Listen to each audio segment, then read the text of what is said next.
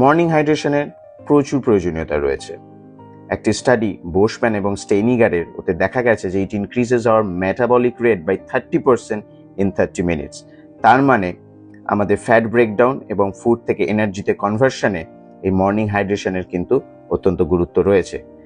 এর পাশাপাশি সারা রাতে টক্সিনস কিন্তু খুব ন্যাচারালি আমাদের শরীর থেকে ফ্লাশ আউট করে দেয় যদি আমরা সকালে নিজেদের শরীরকে সঠিকভাবে হাইড্রেট করি।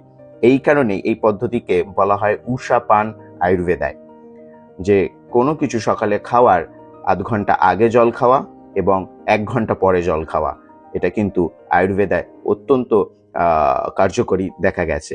কর্টিসল হরমোন, যেটা আমাদের স্ট্রেস হরমোন বলে, সেটিকে কন্ট্রোলে রাখতে, সেটাকে ব্যালেন্সে রাখতে, সার্কেডিয়ান রিদিমকে ঠিকঠাক চালনা করতে, আমাদের কগনিশন ফাংশনসকে ঠিক রাখতে, এই সমস্ত কিছু কিন্তু কে ভালো রাখতে কিন্তু মর্নিং হাইড্রেশনের প্রয়োজনীয়তা রয়েছে।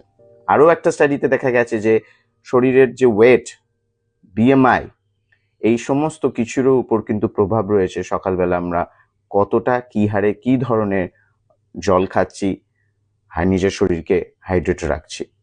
সামনে গ্রীষ্মকাল আসছে, আমরা একটু অনেক বেশি সচেতন থাকবো, কারণ আমাদের শরীর প্রায় 80% আমাদের জল দিয়ে তৈরি।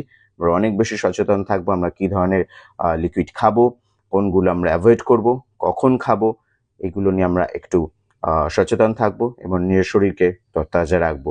Thank you so much.